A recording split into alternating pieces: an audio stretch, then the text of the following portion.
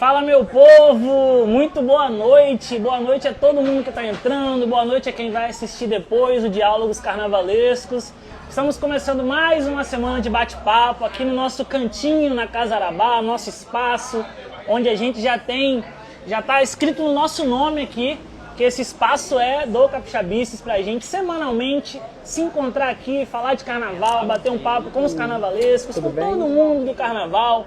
Breve traremos também carnavalescos do grupo de acesso A, depois carnavalescos do grupo de acesso B, depois vão vir diretores de carnaval, diretores de bateria. A ideia é trazer muita gente aqui, pessoal. Fabiano e Lucilo já toparam a ideia é deles, já abraçaram, já falaram que esse espaço aqui a gente pode usar o tempo que for, até em dia de desfile a gente pode usar isso aqui se quiser. Então vocês sabem que a gente gosta de ser bem tratado, gosta disso tudo, e estamos aqui, nós já estamos nos sentindo em casa.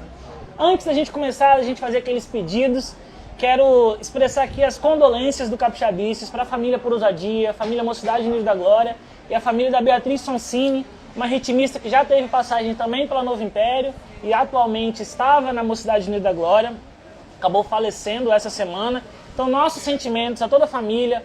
Eu acho que quando o samba perde uma pessoa tão querida, todos nós do samba perdemos. Nossos sentimentos, um beijo no coração de toda a família. Um beijo no coração do namorado dela também, que é uma pessoa super gente boa. Espero que ele recupere-se logo, tá? Então é isso, antes da gente começar a fazer os pedidos, nossos sentimentos a toda a família muguiana. Beleza?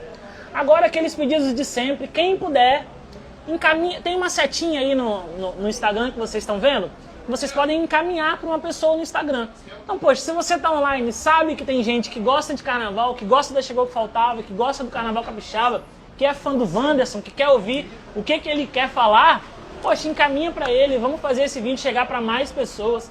As 2 últimas semanas tem sido um sucesso total de audiência, mais de 1000 visualizações, a gente chega na quinta-feira já batendo 1000 visualizações, então é muita gente que assiste. Primeira semana, tivemos aqui Vitor Vassalli, carnavalesco da Unidos da Piedade.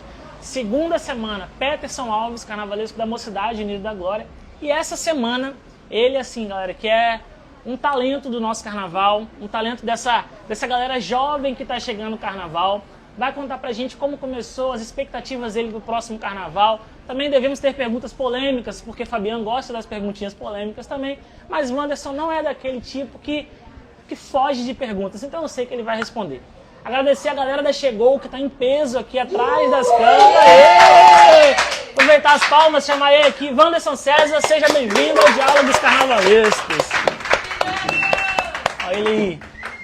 Pessoal, assim como nós temos a Casa Arabá como parceiros do Capixabices, nós também temos Fructus, parceiro oficial do Diálogos Carnavalescos. Vou deixar o Wanderson escolher o sabor que ele quer. Laranja ou laranja com morango? Diga lá. Laranja. Laranja? Então vamos de laranja. Fructus, nosso parceiro oficial desse projeto, que vai até depois do carnaval, a gente não sabe quando vai parar. E eu já começo, Wanderson, antes de eu te servir o suco aqui. Muita gente sabe como você começou da sua trajetória, a gente vai tentar fazer um apanhado geral para a gente também falar da atualidade, falar do próximo carnaval, do que você está preparando. Mas eu sei que você era um menino que tinha uma pasta e um sonho há pouquíssimo tempo atrás. Sim. E uma pessoa te abriu portas. Me fala dessa pasta, desse sonho e onde foi que tudo começou. Era uma pastinha, um sonho de 2 amigos ali, meados de 2015. Meados não, iníciozinho de 2015, logo após o carnaval de 2015. Mais ou menos março, abril. Uma pastinha contendo dentro um enredo sobre o Caboclo Bernardo. E Chegou que Faltava através da figura da Nega, que foi quem abriu as portas pra gente. Ali naquele... Era mês de março, eu não vou lembrar agora exatamente. Era pós-carnaval já. Isso, era pós-carnaval. Era março ou abril ali. E aí era uma pastinha que continha o desfile do Caboclo Bernardo de 2016 inteiro. Ele tinha todo o projeto de fantasia, todo o projeto de alegoria, todas as defesas já feitas, comissão de frente, casal, tudo naquela pastinha bonitinho, bem no formatinho do livro dos jurados, assim. Uhum. Talvez não tão completo como a gente faz hoje, mas já continha boa parte daquilo, assim. Era uma pastinha e um sonho, literalmente. E lembrando, vocês não tinham assinado nada antes. Vocês nada, só nunca. Eram amantes do carnaval e foram atrás desse... Isso. Jorge já tinha assinado algumas comissões de frente, as pessoas já sabiam quem era Jorge no carnaval, mas o Wanderson ninguém sabia, até porque eu, de fato, não era nada no carnaval. Então, assim, eu tinha 18 anos na época. Tinha 18 anos, Jorge, se eu não me engano, 25 ou 26, não me recordo agora exatamente a idade dele na época. E era isso, assim, maluquice. E como que foi a recepção da nega topando encarar uma aventura dela também, com 2 jovens aspirantes a carnavalescos ainda. Como que ela aceitou eu vocês? Eu costumo dizer assim que eu não sei quem foi mais doido no rolê. Se era a gente, 2 jovens apresentando uma pastinha, uns sonhos, foram eles que aceitaram assim basicamente de cara. A gente apresentou, defendeu as nossas ideias ali, eles toparam assim quase que de cara mesmo. Ficaram de dar resposta pra gente na semana. 2, 3 dias depois eles retornaram ligando e que tinham aceitado e tal. Já marcamos uma segunda reunião. Foi, tipo, tudo muito rápido. Assim, aconteceu tudo muito rápido, de verdade. E vocês assinam o primeiro carnaval já em 16. E, inclusive, um fato interessante na época, ainda existia a quinta-feira, porque teve a quinta-feira, extinguiu a quinta-feira, voltou a quinta-feira, foi pro domingo, né? Isso. Ainda existia quinta-feira, então a pastinha, o projeto, o sonho foi feito para quinta-feira. Alguns meses depois a quinta-feira foi extinguida e a gente teve que converter todo o sonho para sexta-feira no susto. E como que foi fazer o primeiro carnaval? Sem ter uma experiência de barracão, sem conhecer o que era uma alegoria por dentro, né, das ferragens. Como é que foi construir esse primeiro impacto, assim? Cara, foi surrealmente difícil. Sabe? Surrealmente difícil. As pessoas costumam dizer assim, o sonho. E de fato era um sonho. Estava vivenciando um sonho, mas sem querer romantizar, você chegar dentro de uma escola de samba, se defrontar com todo o bastidor, com tudo que envolve o fazer de um desfile de escola de samba, sem nunca ter vivenciado aquilo. E assim, é maluquice porque a minha experiência de carnaval, quando eu chego para fazer o Caboclo Bernardo, é o que eu via na internet de carnaval do Rio e de São Paulo. Vitória, a gente tem pouquíssima mesmo produção de conteúdo. Sim, você que está nesse meio agora, você sabe disso. A gente tem muito pouco produção de conteúdo. Então, assim, eu sempre fui muito aficionado pelo bastidor. Então, assim, tudo quanto é vídeo de qualquer site, de barracão, de carnavalesco dando entrevista, eu lembro que, assim, eu formatei a minha ideia do que é um enredo de escola de samba, o que é um enredo bom, o que é um enredo ruim, assistindo as resenhas do SRZD de enredo. Bom tinha conteúdo. O Hélio Rainho, tinha a Raquel Valença. Sim. Então, assim, ali que eu comecei a ter a ideia do que era um enredo de escola de samba, do que era uma sinopse, do que era bom, do que era ruim. A partir então, assim, eu era muito aficionado em ver bastidor na internet. Então, onde tinha vídeo, onde tinha foto, onde tinha matéria, eu tava correndo atrás. Então, essa era a minha experiência do que era fazer escola de samba. Era de ver esses bastidores do Rio de Janeiro, de São Paulo, dessas entrevistas, dessa coisa toda da mídia no bastidor. Então, assim, o que eu tinha de experiência era basicamente isso. Mas o fazer, o tá ali e tal, eu não tinha experiência. Eu tinha experiência de desenhar, de sempre gostar, de ter o gosto. Isso aqui é bonito, isso aqui é feio. Isso aqui eu quero assim, aquilo dali eu quero assado. Mas o ferro, a base, tudo isso que o carnavalesco precisa entender, eu não tinha nada. Então foi muito difícil, muito difícil. Mas, de certa forma, foi prazeroso também. Porque eu acho que, não romantizando novamente, é na dificuldade que você vai se forjando, né? Se você acerta sempre, você não descobre o errado. Então, é bom errar, é bom estar errado, é bom recalcular rotas, né? Eu acho que essa dita dificuldade desse primeiro carnaval, dos primeiros, e até hoje, assim, porque eu me coloco muito no lugar de aprendizado sempre. Então, toda vez que chega um profissional dentro do meu barracão para agregar na minha equipe, que desenvolve uma função a qual eu não tenho ideia de como que ela é feita, eu não tenho problema nenhum em perguntar como que é isso daqui. Hoje em dia eu sei o que é uma cantoneira, o que é um metalon, o que é um ferro parede grossa, o que é um cano. Mas naquela época eu comecei, eu não sabia. Então, assim, hoje em dia tenho um mínimo do conhecimento técnico de ferragem, de tudo mais. Mas naquela época eu não sabia. E hoje eu sei porque eu fui perguntando. Isso aqui é uma cantoneira. Para que serve cantoneira? Isso aqui só pode ser feito com cantoneira. Por que isso aqui só pode ser feito com cantoneira? Porque cantoneira não enverga. Não enverga mesmo? Não, tem uma situação que ela enverga. Então não é que ela não enverga, ela é mais difícil de envergar. Então, assim, eu vou perguntando para poder saber. Isso aqui é isopor. Por que tem que empastelar? Por que naquela dali passou fibra e nessa daqui não passou fibra?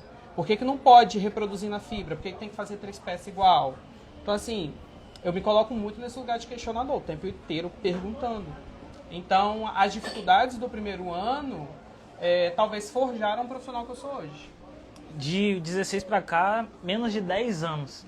E você vinha até o ano anterior construindo uma carreira com Jorge Michael e a gente via a evolução de vocês a cada ano, até que vocês saem da Chegou, vão fazer Jericoacoara, voltam para Chegou. Mas como que foi esse aprendizado até ir para Jericoacoara na Chegou? Porque vocês acabaram crescendo também com a Chegou, que era uma escola que passava por problemas, né? Ela foi se reestruturando também e vocês passam por essa reestruturação. Como é que foi juntando o aprendizado de vocês com esse momento da Chegou que faltava? Assim, quando a gente chega na Chegou que faltava, era o início desse processo de reestruturação da Chegou. Então a Chegou novamente estava se entendendo como uma escola de samba, novamente estava se entendendo dentro desse processo do fazer. E nós dois fomos dois profissionais que fomos forjados dentro dessa reestruturação de escola de samba. Então, a Chegou estava se redescobrindo enquanto escola de samba e nós estávamos nos descobrindo enquanto profissionais do carnaval. Então, talvez o processo ali dentro fluía muito bem, porque ambas as partes, a instituição e todas as pessoas que compõem a instituição e a dupla que tocava a parte artística da escola, estavam no mesmo caminho. A Chegou que faltava estava refazendo esse caminho, porque ela já tinha trilhado esse caminho uma vez.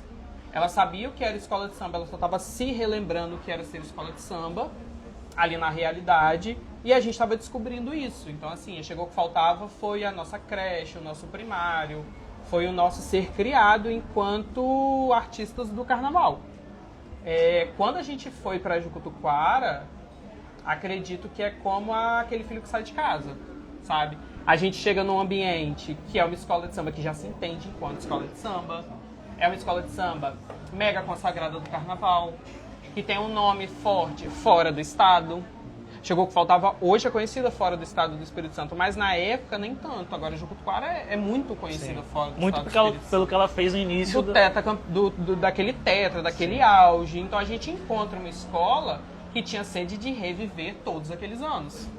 Então, assim, a Jericoacoara foi a faculdade, foi a pós-graduação, foi o mestrado, foi o doutorado, de vivenciar, de fato, uma escola de samba quando já se entendia enquanto escola de samba. A Chegou que faltava, ao passo que ela moldou dois profissionais também moldaram a Chegou que faltava. Que era um processo mútuo ali dentro de modelagem mesmo, né? A escola ia se moldando as nossas vontades, os nossos achismos de como é fazer, e a gente também, de certa forma, ia se moldando aquele formato que eles tinham ali dentro. Quando a gente chega dentro da Jericoacoara, a gente defronta com uma escola que já tem um formato. E tem um formato muito rígido, muito bem colocado. A Jericoacoara é uma escola muito bem colocada e aqui é assim. Se sabe? Lá fora você faz de um jeito... Exatamente. Aqui dentro é assim, Jericoacoara desfila assim. Eles usam muito esse termo, assim. A Jericoacoara desfila assim. Tem uma torcedora da Jericoacoara bem ali, ó. Olha ela ali, ó. Que maravilhosa. Ela sabe muito bem disso que eu estou falando. Na verdade, acho que todo mundo que entende de carnaval entende isso que eu estou falando. E eu não estou fazendo um juízo de valor se isso é bom, se isso é ruim, até porque não me cabe dizer se isso é bom, se isso é ruim, porque quem sou eu aí perto de 100 anos de escola de samba para dizer o que é bom, o que é ruim dentro de uma escola de samba. Mas é um fato, a Jericoacoara é uma escola que se impõe no sentido de isso é Jericoacoara, aquilo não é Jericoacoara. Então, o profissional lá dentro, ele o tempo inteiro está lidando com essa questão do que é Jericoacoara e o que não é Jericoacoara. E após fazer Jericoacoara, vocês recebem um convite para voltar para Chegou, voltar para casa, vamos dizer assim, onde vocês foram forjados no carnaval. Como que foi esse convite e foi aceitado imediatamente, foi pensado? Como que foi essa reunião? Esse convite foi pensado, foi analisado, a gente teve convite de outras escolas na época, a gente chegou a ouvir outras escolas. E aí, após o carnaval de 2022, a gente passou o processo pandêmico dentro da Unidos de Jericoacoara. Então toda aquela insegurança de vai ter, não vai ter carnaval, ainda vai existir escola de samba após isso tudo, não vai existir. Porque muita gente fala sobre, durante o período da pandemia, sobre vai ter ou não vai ter desfile. Mas teve um momento que a gente não sabia nem se existia escola de samba pós-desfile, se existiria sociedade, se existiria pós-pandemia. Então, assim, a gente vivenciou todo esse processo dentro de Jericoacoara e existiram outros convites ali e tal. A gente decidiu ouvir todo mundo, ouvimos todos os convites e optamos por jogar na zona de conforto, mas que talvez não fosse uma zona de conforto tão confortável assim. Porque voltar para Chegou o que Faltava, regressar para Chegou o que Faltava, significava... A Chegou o que Faltava estava subindo para o grupo especial, né? É difícil subir? É difícil subir. Se manter é muito mais difícil. Ficar é muito mais, exato. Ficar é muito mais. Exato. Se manter no grupo especial é muito mais difícil. Então, assim, era uma zona de conforto e não era ao mesmo tempo, mas a gente já conhecia o Rafael, já tinha trabalhado com o Rafael, porque quando a gente chega na Chegou o que Faltava lá, nos meados de 2015, para o Carnaval de 2016, Rafael não era tão presente, tão atuante na escola, mas já naquele processo do Carnaval de 2016, Rafael já vai aparecendo bastante. Tanto que para o Carnaval de 2017, Rafael já é muito presente na escola, né? Então a gente já conhecia a pessoa do Rafael, tudo isso. E esse regresso para casa, assim, talvez estivesse escrito em algum lugar de alguma forma, para quem acredita, porque casou muito bem esse retorno. Eu acho que era hora de voltar. Esses anos fora foi bom pra gente enquanto profissional, pra gente enquanto pessoas. Também foi bom pra escola ter lidado com outros profissionais, justamente porque nesse início dessa, como eu falei ali, era ela se redescobrindo e a gente se descobrindo. Então talvez a gente tivesse tido alguns vícios nesses primeiros 4 anos. Então foi fundamental a gente vivenciar outra escola e a escola vivenciar outros profissionais. Porque nesse retorno existe uma maturidade muito maior dos artistas que vão assinar a escola e da escola no tratamento com o artista. Nesse modelo de carnaval que a gente tem hoje, né, Liesge, com grupo especial, grupo A e grupo B, a Chegou é a escola mais recente que permaneceu no grupo. Você falou muito bem que é muito mais difícil. Como é que foi construir esse carnaval sabendo da dificuldade que é ficar no grupo especial, que é tão nivelado? Hoje muito mais, mas quando a Chegou subiu também era um grupo especial bem...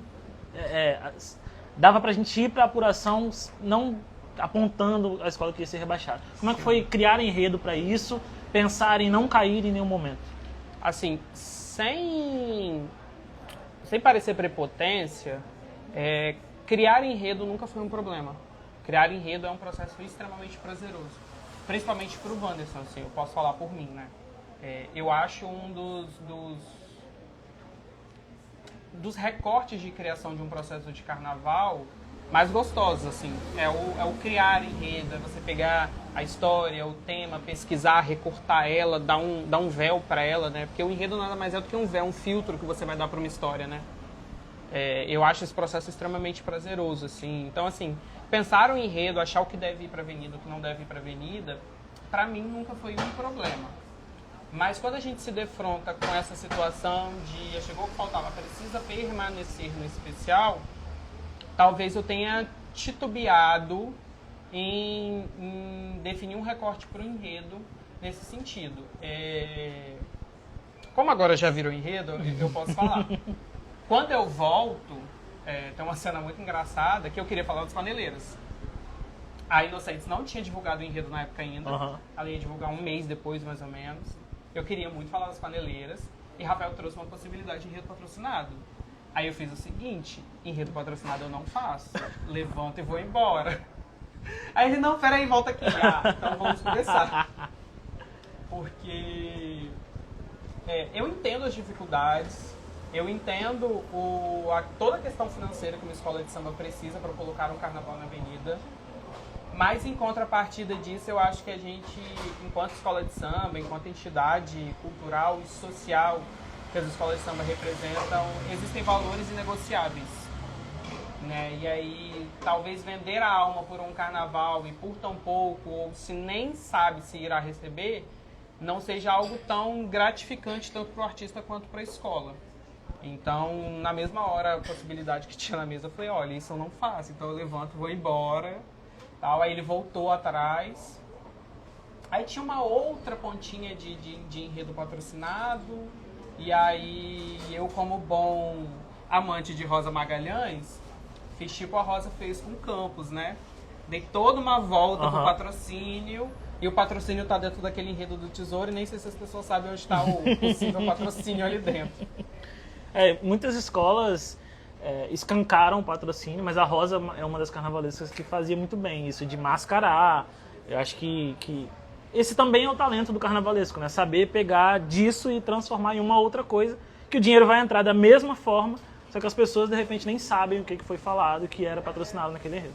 Talvez o talento do carnavalesco seja justamente isso. Pegar isso e transformar naquilo, né? Eu falo muito sobre isso. O carnavalesco, sendo, tipo, sem falsa modéstia nenhuma e sem hipocrisia. O carnavalesco, ele não cria de um vácuo, ele está sempre recriando. Então, assim, a estética afro.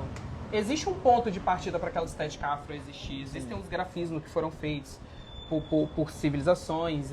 Então, assim, tudo é uma arte de recriação, de remodelação, de consumo de referência e o vomitar essas referências na avenida. Então, o carnavalesco, ele basicamente está o tempo inteiro fazendo isso. Pegando isso e transformando naquilo. Pegando o TNT e transformando num babado. Pegando o tecido e transformando numa peça.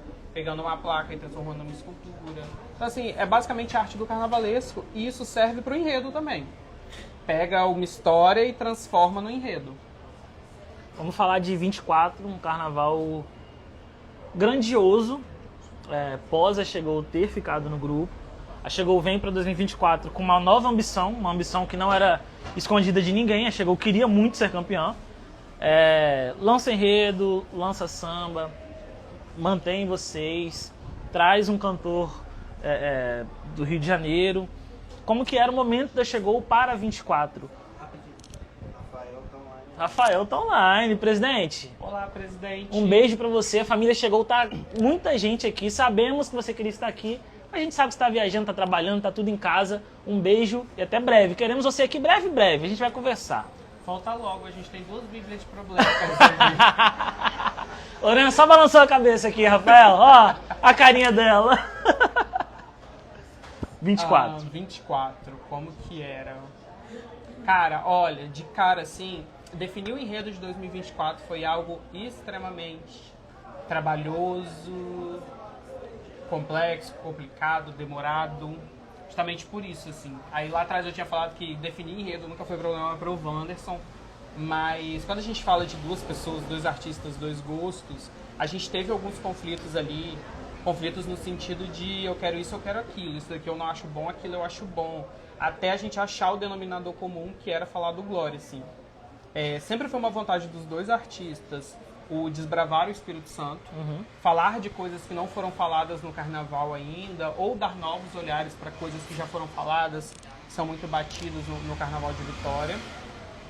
E a gente chegou ao denominador comum do Glória, porque queria muito um título, e a gente achou que era a hora da Chegou fazer um carnaval extremamente clássico, extremamente pomposo, luxuoso, tudo aquilo que é tido no senso comum como um desfile de escola de samba campeão. A gente já tinha feito uma escola, a gente tinha produzido uma escola muito despojada para esse desfile do Tesouro. Foi um desfile ao amanhecer, foi uma escola de dia. Por mais que a escola estivesse muito vestida, não estava tão pesada. Foi uma escola pensada para o dia em termos de cor, em termos de enredo. Era um enredo um pouco mais leve, um pouco mais brincado. Até o samba é um pouco mais brincado, mais leve. E aí o Glória a gente já foi trazendo uma escola mais encorpada, uma escola que tivesse uma imponência desde o título do enredo, desde o enredo. Porque tem muito isso, assim, quando vira e fala bem assim, Chegou a falar sobre o Glória, o que vem na imagem de nós, capixabas, todo mundo que sabe o que é o prédio do Glória. Todo mundo imagina aquela esquina enorme que lá no alto tem uma cúpula. Então, até isso foi pensado, né? Quando você falar que o enredo chegou que faltava é o Glória, de certa forma vai trazer uma imponência na cabeça das pessoas, porque é um prédio muito imponente. E ao passo que também deixa uma incógnita muito grande, porque assim, como que o Glória vai virar enredo? A gente... o tempo inteiro foi questionado sobre isso, assim, como que vai ser o enredo? O que vocês vão falar no enredo? E num primeiro momento, todo mundo achou que seria uma versão capixaba de Vila 2009, quando a Vila Isabel homenageou o Teatro Municipal do Rio. Sim. Muita gente achou que o enredo do Glória seria uma versão daquele desfile. Achou que teria o setor dos balés famosos, o setor das peças de teatro famosas, o setor das peças musicais famosas. E isso nunca passou pela nossa cabeça, porque desde o primeiro momento, quando a gente pesquisa a história do prédio, a gente vê que até pra gente era surpresa. Porque quando a gente tem o start Vamos Falar do Glória, até pra mim era uma surpresa a existência, por exemplo, do Eden Park. Nunca imaginei que Vitória tivesse tido um jardim municipal que se chamava Eden Park. Eu vim saber quando vocês me falaram na outra entrevista lá também. Então, eu acho que, sei lá, 98% das pessoas falaram, eu não sabia que Vitória teve um jardim municipal chamado Eden Park. E aí, quando a gente fala que o Carnaval de Capixaba tem pouco registro, a gente precisa lembrar que as escolas de samba capixaba estão situadas dentro da sociedade capixaba, então, por consequência, são um reflexo da sociedade capixaba. A história do Espírito Santo não é documentada. Então, assim, foi muito louco por conta disso. Todo mundo falava, nossa, mas é Eden Park, que é isso? E tal. Então, assim, e eu acho legal que a Chegou tenha sido a porta-voz para trazer à tona um pedacinho da história de Vitória que estava esquecido, sabe? Então, foi um desfile, assim, extremamente prazeroso de ser feito. Tiveram muitas dificuldades, porque eu não, tenho certeza. Foi o desfile mais caro que a gente fez até hoje. Foi o maior desfile em proporções de fantasia, em proporções de alegoria, em quantidade de componentes, em valor de materiais. Então, assim, existia uma pressão muito grande, interna e externa, pelo título. E a pressão externa, ela é dividida no meio. É a pressão do desdém e a pressão do puta que pariu. Desculpa, vocês podem xingar seu Instagram no derrubar. Pode. Se derrubar, a gente começa de novo, não tem problema não. Porque é algo que precisa ser falado. Existe um movimento dentro do Carnaval de Vitória, das pessoas que gostam do Carnaval de Vitória, de achar que só determinadas escolas podem ser campeã. Então há um movimento de negação de qualquer outra agremiação que manifeste o desejo de ser campeã. Sim. Então Chegou que faltava hoje, vive esse processo de negação de tudo que ela faz. Se ela mostra um protótipo bonito, ela não vai levar aquele protótipo para a avenida. Se ela mostra um samba bonito, aquele samba não vai ser cantado na avenida. Se ela mostra um enredo bonito, pera aí que esse enredo não é tão bom assim. E coisas que em outra escola que já foi campeã, seria louvado, seria colocado num pedestal, numa redoma e etc, etc, etc, etc. E aí a gente, durante todo o fazer do carnaval, viveu esse cabo de guerra. A Chegou vai vir para ser campeã, mas espera aí, não é tão bem assim. A gente foi vivendo esse...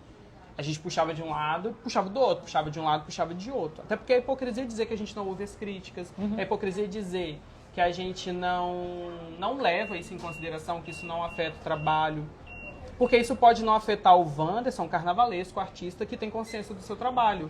Mas isso talvez afete um torcedor. Lógico. E o torcedor afetado impacta diretamente no meu trabalho enquanto carnavalesco.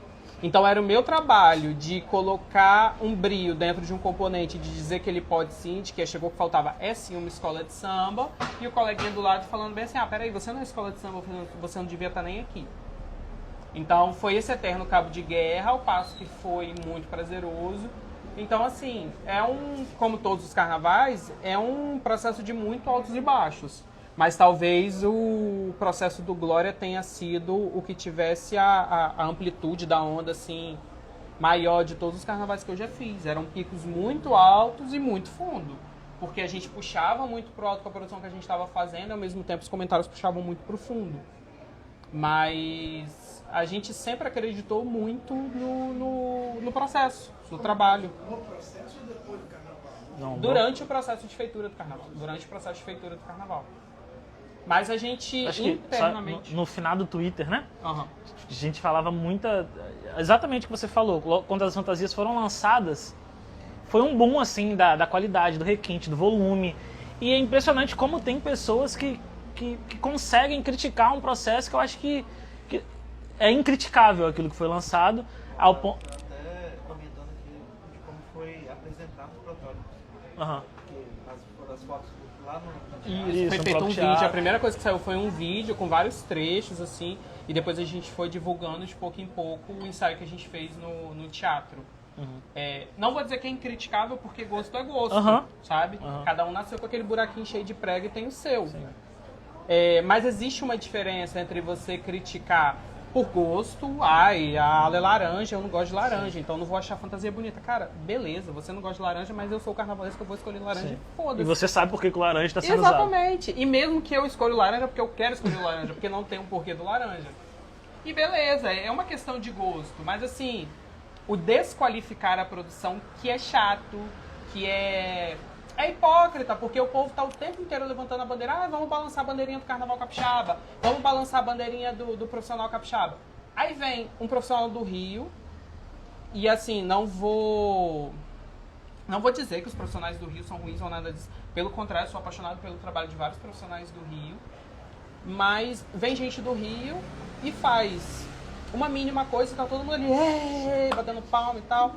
E o artista de Vitória, quando faz alguma coisa, tá todo mundo, peraí, mas tem 2 centímetros de passamanaria aqui fora do lugar. Então, assim, o artista capixaba vive esse eterno complexo de vira-lata, porque, novamente, reflete a sociedade. O capixaba tem um complexo de vira-lata. Ó, Fabiano, como sempre, já quer fazer a indagação dele. Vamos deixar porque ele é o dono do lugar. Ele pode apagar as luzes, né? Vamos lá, vai, Fabiano. Primeiro eu queria agradecer imensamente a presença chegou que faltava aqui, né? Eu venho acompanhando essa escola e você é testemunho, né? Um tempo de valorização do que vocês vêm produzindo. Eu, pegando o desfile desse ano, já que você está falando dele, eu acho que nenhuma escola abriu no nível, da Novo Império. A gente abriu aqui, mas depois veio a Jucu e deu uma subidinha no degrau. Eu e Carla, a gente foi para arquibancada. Depois veio a Mug e deu uma outra subida no degrau. Eu falei, bicho, cara, dá uma desgrama. Aí veio a Boa Vista, manteve o padrão Boa Vista. Para mim, a noite já tinha acabado. Quando a Chegou entrou, eu nunca vi, tá, Lorena? Eu nunca vi, esteticamente, algo, fica arrepiado, produzido no Carnaval Capixaba. Eu nunca vi daquele jeito. Dizem que teve erro de evolução, também eu não estava na frente da cabine de jurados. Eu estava na arquibancada ali, né, espremidinho. Mas do que eu vi passar em termos de produção estética, eu nunca vi isso aqui na história do Carnaval Capixaba. Queria parabenizar, né, assim, foi muito belo. Então, para vocês nem ligarem para isso. Difícil vai ser manter o padrão, tá, Wander? Não, tô falando assim. Que bom. Dizem lá, Vinícius, que a diretora de carnaval é muito má, assim, é braba. É o que chega pra mim, diz que é ali e tal. A diretora de carnaval diz que o negócio é... Agora tem uma pergunta, primeiro então falar da felicidade que essa casa tem em receber vocês, por aquilo que vocês vêm apresentando, né, há um bom tempo no Carnaval Capixaba. Agora, como é que se deu o processo de ruptura, já que nós estamos em 24 para 25, não vou chamar de ruptura, mas de separação ali dos carnavalescos. Eu vou botar uma pimentinha. Eu estava passando por um outro processo com o Jorge. Dias antes ele falava assim para mim, não, porque nós vamos ter uma reunião lá, a gente não sabe muito como é que vai ficar, mas me dava a impressão de que ele tinha uma expectativa de permanência. Então, assim, o que você puder falar de nós, como é que se deu efetivamente essa escolha? E se tem gente que duvida o que tu vai fazer sozinho, eu não duvido. Eu estou curioso, mas eu não tenho dúvida. Mas é isso. Vai lá. Primeiro agradecer os elogios ao desfile, à produção. A gente fica muito feliz, né? Como que se deu o processo de separação? Agora, em pouco, eu falei sobre o processo de escolha do enredo do Glória. Foi um processo ali que houve alguns embates. Mas quando eu falo embate, as pessoas pensam em briga e tudo isso. Mas foram embates artísticos. Quando a gente tem duas pessoas, a gente tem duas opiniões, duas vivências, duas visões de mundo. Você acha que Lorena e Rislane não brigam? Não é pouco. Ah, brincadeira. Você acha que Fabiano e Luciano não brigam aqui no bar? Pelo amor de Deus. Então, assim, o processo de separação, ele parte de mim numa busca, num anseio artístico. Eu e Jorge, a gente tem estilos artísticos diferentes.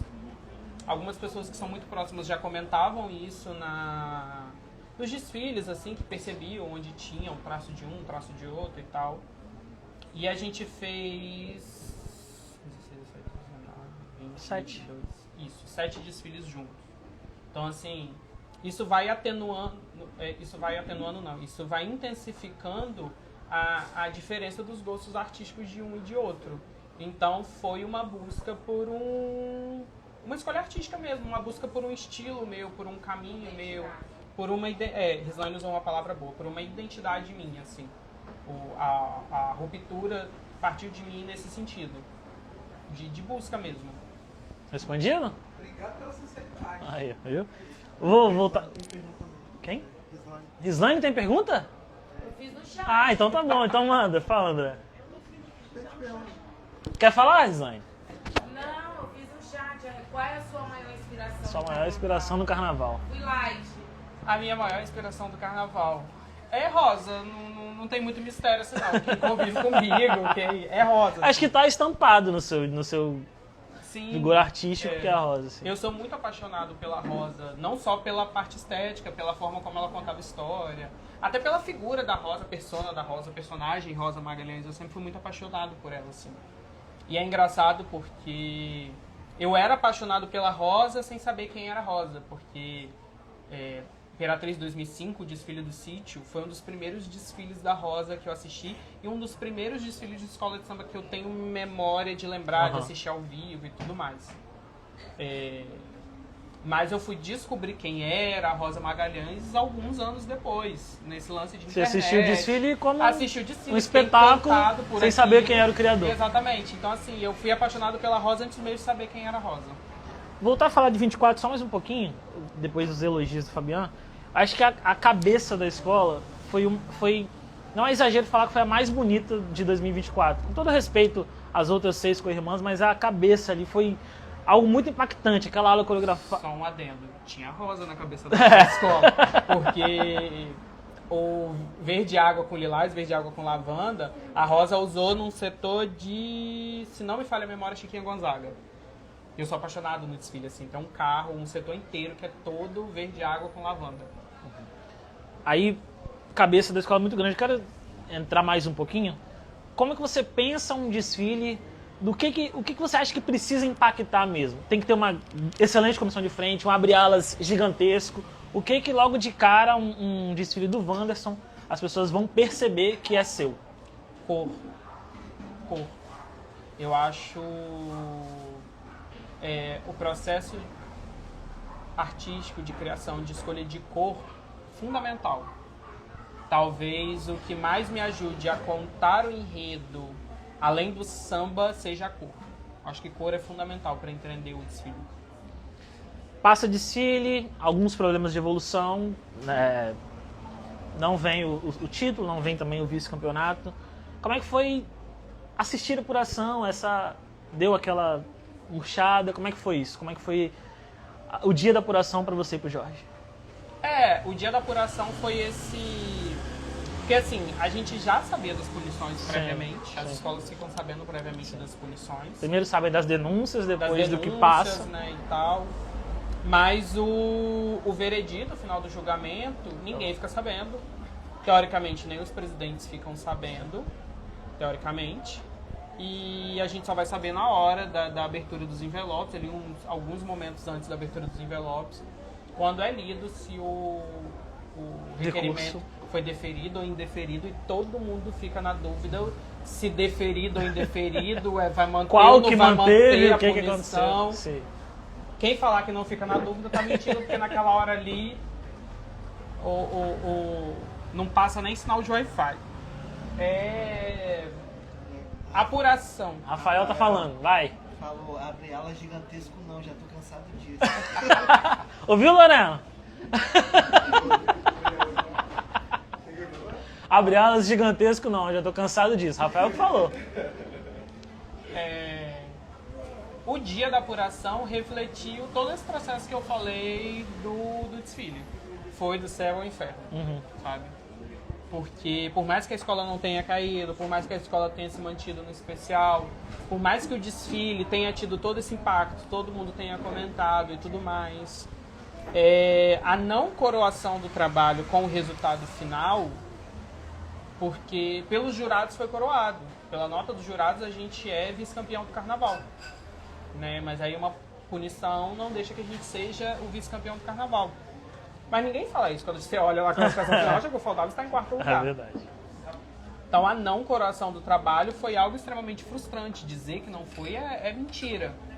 Mas ao longo desse caminhar todo de carnavalesco, de artista do carnaval, foi fundamental também começar a descolar a minha produção artística do resultado final. Eu acho que a autocrítica é fundamental para a evolução do artista, porque o julgamento ele pode te jogar num lugar muito bom e te jogar para um lugar muito ruim. E esse lugar muito ruim pode impactar direto na sua produção. Então, você ter autocrítica, você ter esse auto-olhar sobre o seu trabalho e saber quando a justificativa te cabe, quando a nota te cabe. Eu sou extremamente sincero com o meu trabalho. No desfile do Tesouro, por exemplo, voltando em 2023, a gente não recebeu um 10 de alegoria. A gente sabia que a gente não ia receber um 10 de alegoria, porque a gente teve um problema com a fantasia de composição do Abre-Alas. Elas foram sem cabeça. Então, assim, tem por que eu ficar falando, mas minha alegoria merecia 10? A do coleguinha tinha isso, recebeu 10, tinha aquilo, recebeu 10. Cara, eu sabia que eu não ia receber 10 porque tinha esse problema. Sim. Então, assim, ponto, acabou. E às vezes isso é muito curioso porque as pessoas que não leem regulamento, muita gente que acha que carnaval é um oba-oba, ali acontece. Isso é muito para torcedor, né? Mas para diretoria, para uma direção de carnaval, que faz reuniões, que sabe tudo que tem que ter no carro alegórico, sabe tudo que foi para a pasta de jurados, vocês já entraram na avenida sabendo que não receberiam 10 em alegoria, porque uma composição não tinha cabeça. Exatamente. E aí, esse processo de autoconhecimento dos próprios erros é fundamental para que o desfile do Glória, esteticamente e outras questões, tenha tido êxito.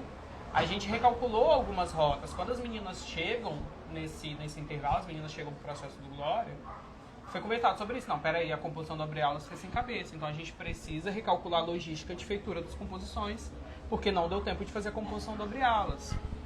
Então, assim, e se a gente não tivesse recalculado essa rota porque achou, não, peraí, o jurado que estava errado e não ter me dado 10 porque a composição estava sem cabeça? Talvez no Glória a composição tivesse sido sem cabeça ainda. Então é fundamental esse reconhecer os erros e saber, às vezes, onde você não errou e o jurado te despontuou por mera... vai saber por que ele despontuou, ou até por uma questão de gosto mesmo. Tem jurado que despontua por gosto. E que não era para acontecer, mas tem. Mas não é, porque a gente é ser humano. Eu acho que é hipócrita a gente dizer que os jurados não julgam pelo gosto. A diferença é que a gente está acreditando ao conhecimento que aquelas pessoas têm previamente no gosto delas. A gente confia que aquelas pessoas têm um gosto para julgar aquilo. Dizer que o jurado é 100% imparcial e não é envolvido pelo gosto pessoal é muita utopia. Utopia às vezes é bom, eu gosto de utopia, mas nesse caso é muita utopia ficar preso nesse lugar que o jurado é imparcial. Ele não é, todo mundo é influenciado pelas suas subjetividades. Então, se passar algo na avenida que está extremamente bem acabado, extremamente bem feito, com leitura, mas que é algo que impacta negativamente no jurado, ele vai dar um jeito de descontar ponto daquilo, ele vai achar um defeito naquilo para poder despontuar. E isso não está errado, eu acho que a gente precisa ter consciência disso, assim, a gente confia naquelas pessoas porque a gente acha que aquelas pessoas têm o gosto necessário para jogar a festa. E aí é isso, assim, o pós-glória foi da glória lá no fundo do poço, e depois a gente retorna para a glória porque a gente faz essa conversa, esse acolhimento interno de entender que a gente teve problemas, igual a gente comentou, teve problema de evolução, que a gente precisava recalcular algumas rotas dentro da escola, mas que não foi de tudo ruim, apesar dos pesares. Antes da gente chegar em 25, vamos falar um pouquinho do carnaval atualmente. Isso envolve nosso ambiente por inteiro, assim. Quais são os problemas que os carnavalescos enfrentam hoje no Sambão do Povo? O problema que os carnavalescos enfrentam hoje no Sambão do Povo, eu acho... tudo estrutural. Eu acho que todos os problemas hoje partem de estrutura. No dia da live aqui com o Vitor Vassalho, eu estava aqui, Vitor falou sobre isso, a gente conversou sobre isso. A gente tem um carnaval que o produto não condiz com a estrutura ofertada para a produção desse produto. A gente tem um carnaval que é surrealmente maior do que a estrutura da linha amarela para trás. E aí isso eu falo de estrutura de profissionais, de apoio aos profissionais, estrutura física de barracões, estrutura física das escolas, estrutura física inclusive da concentração. A gente tem hoje uma concentração que não comporta as 7 escolas do grupo especial. Tem sempre uma escola que fica na rotatória do Tancredão, lá do final, uma escola que fica dentro que não forma, né? Isso, não forma, fica dentro ali do espaço do Tancredão e tal. A gente para as escolas começarem a montar a alegoria do especial, montarem a alegoria, precisa aguardar o retorno de todas as alegorias do acesso. Esse ano, por exemplo, a gente começou a montar assim, a alegoria mais cedo e tal, porque a gente tinha consciência da quantidade de peças que precisavam subir para os carros que a gente não podia esperar. Mas assim, a Chegou foi ocupar de fato o seu lugar na concentração, todo mundo puxou os carros bonitinho, e assim, aquele espaço que seria a concentração da Chegou que faltava, já eram mais de 6 horas da tarde. Quando eu fui lá à tarde na concentração, ainda faltava muito para vocês estarem onde vocês deveriam estar. Exatamente. Então, assim, o desfile começa às 22.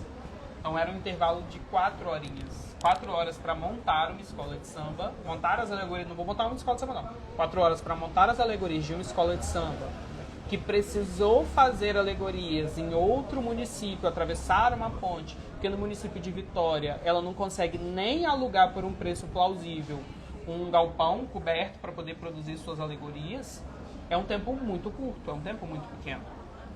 Porque a gente sai do barracão com 4 metros de largura, 3,5 metros para chegar a quase 9 metros de largura. A gente sai com 4,5 metros, 5 metros de altura para chegar a 9,36 metros de altura, 9 metros de altura. A gente sai com 10, 15 metros de comprimento para chegar a 20, 25, ou o abre-alas que é acoplado, 25, 30 metros. Então, assim, muita coisa que precisa crescer para um carro que precisa vir muito miudinho ali para poder passar pelas vias públicas, questão de altura, de fio, de tudo mais. Então, a estrutura de profissional, de oferta de profissionais mesmo. A gente não tem hoje uma mão de obra 100% qualificada para a produção de carnaval dentro de Vitória. E a gente também não tem interesse em produzir essa mão de obra qualificada. A gente tem interesse em produzir fantasia. Na hora que a gente precisa, a gente sabe pegar qualquer pessoa, botar aqui, ensinar, passar uma cola quente e colar um negócio em cima. Sim. Mas a gente não tem interesse em produzir mão de obra qualificada. Eu acho que o Carnaval de Vitória precisa começar a ter o interesse de produzir mão de obra qualificada. E isso serve para todos os segmentos. A gente perdeu o interesse em produzir ritmista, a gente quer produzir bateria, a gente quer gente que vai lá no dia do desfile e toca um instrumento, mas a gente não quer produzir ritmista. A gente não quer aquele ritmista que vai fazer escolinha 2, 3 anos, para daqui 2, 3 anos ser de fato um ritmista que sabe tocar um instrumento. A gente não quer produzir um casal de mestre sala e porta-bandeira para daqui 5 anos, 10 anos ser um primeiro casal. Rodou hoje, amanhã bota a bandeira, depois de amanhã tá virando primeiro casal. E isso é prejudicial para o profissional. Então, Vitória precisa parar com esse imediatismo. A gente quer produzir desfile. E além de produzir desfile, a gente precisa produzir semente. Porque se a gente não produz semente, se a gente não produz o porvir, o que vai ser do carnaval aqui 10 anos? Sabe? Desde que eu e o Jorge surgimos, a gente viu surgir pouquíssimos nomes de carnavalescos capixabas na festa. E a gente tem aí 7, 7, 5, 19 escolas, né? A gente tem 19 escolas de samba. E aí, dessas 19 escolas de samba, quantos carnavalescos são cariocas? Então a gente precisa começar a pensar essa estrutura profissional. Eu sei que isso é consequência da não estrutura física, porque se eu não tenho um barracão, se eu não tenho um espaço onde eu posso produzir um curso, ensinar uma mão de obra, como que também eu vou querer produzir essa mão de obra, né? Isso eu falo pela Chegou que Faltava. Chegou que Faltava é uma escola que não tem quadra. Ela é extremamente dependente de uma série de espaços cedidos dentro do bairro. Então, como que ela vai, sei lá, montar um curso de aderecista na iminência de um espaço emprestado? É muito complicado, porque ela precisa contar com o bom senso de quem está emprestando o espaço, porque não é um curso fácil. Um curso de aderecista é um curso que vai sujar mesa, vai sujar chão, mexer com cola, mexer com tintura e etc, etc, etc. Então, assim, nem sempre você vai achar um espaço necessário para aquele curso específico. Agora, se ela tem um barracão, ela pode sujar o barracão dela, pode sujar o espaço dela, porque é dela, depois ela limpa, ela faz o que ela quiser com aquilo. Então, a gente precisa começar a refletir isso. E eu acho que mais do que refletir, a gente precisa começar a tornar ação. Eu sempre falo muito sobre isso nessas mesas que a gente vai.